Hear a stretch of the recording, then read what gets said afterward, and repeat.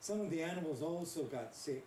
They had to throw some of the buffalo overboard just to get rid of them on the way. We finally landed in London, one of their major cities. And it was exciting to be there, especially since we had spent about 6 months in New York. So we began to do our shows, and everyone really enjoyed them. There was one special show that we did, and it was for Grandmother of England. She was a short lady, sort of fat, but she was such a grandma. She was a sweet lady. I think her name was Victoria. She came and she wanted to meet us, and when she came into the room, see, we did a very special performance just for her. No one else could be there that day. But when she came into the room, everyone, of course, honored her and bowed and genuflected, and she walked right over to us and bowed to us because we were her guests. Such a lady with wisdom. She asked us, she says, "Why do you all go out and do these shows?" And I told her, I said, well, it was a chance for me to meet such wonderful people like you. She said, well, if you were my people, I wouldn't cart you around and have you doing these shows for us. We thought that was pretty good of her. Well, we took the show from London to Manchester, another big city. In Manchester, I ended up leaving the show. They left me and a few of us Oglala Sioux there, and we didn't have any work. We didn't know what to do. I had met a young lady, and she had welcomed me into her house and had introduced me to her family, and they were very pleasant people, but of course, I had a rough time speaking their language. But one of the other Oglala Sioux said, hey, I hear there's another show that we can do, and maybe we can raise some money and get a ticket on the Iron Road going back to London. And we had an American story to tell that they had only heard about. So I stayed with that show for a while, and I ended up getting very, very homesick, and ultimately I got sick. Because sometimes when you're not on your right path, the cycle gets out of balance. And it gives you a wake-up call so that you know your duty. And so I had one of those wake-up calls when I was there in Mexican Joe's show. I had been out for 3 days.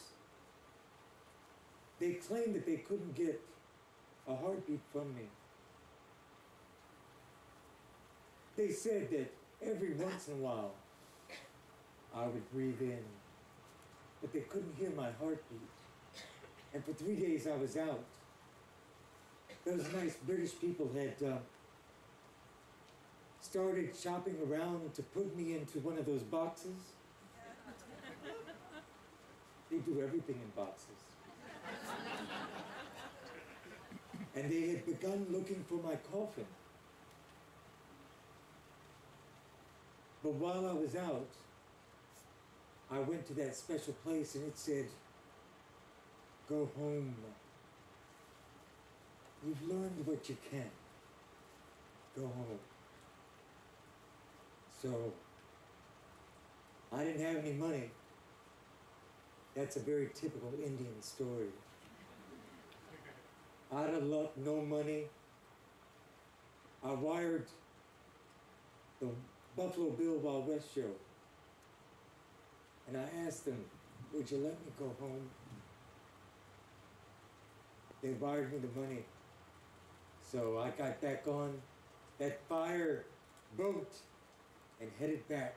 When I got back, my devastated people was at least home, but it was extraordinarily depressing. But I returned in 1889. During that same year, a Paiute, holy man, Winkan-san Wankan, had a vision. He was the son of Wankantanka, and he told in his vision of a way that we could fight back in a dance. Something that we would have to do as a people, as a nation. And so they gathered all of the Lakota, the Nakota, the Dakota, the Yankton, the Arikara, the Hunkpapa Sioux. All of us gathered. We, the Oglala, sent two fellas, Yellow Chest and Big Bear, to go see this man and listen to what he was saying. He was a Paiute. And they came back with a renewed strength. So I was also very interested.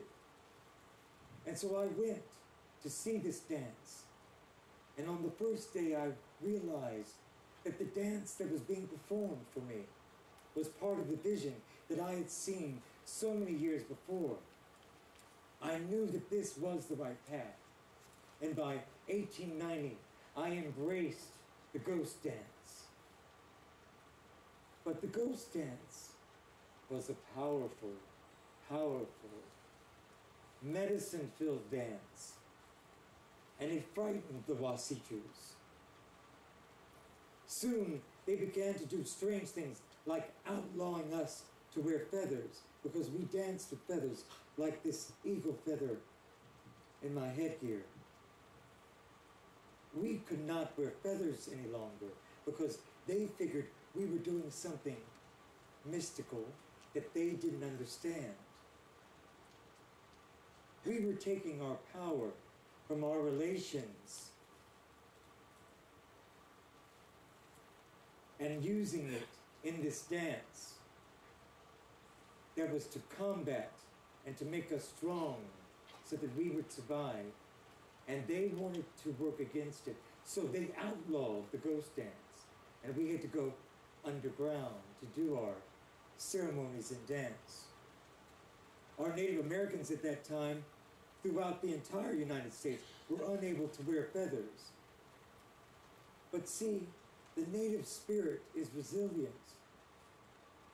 And so we created brand new dances that had no bustles, no feathers to replicate the birds.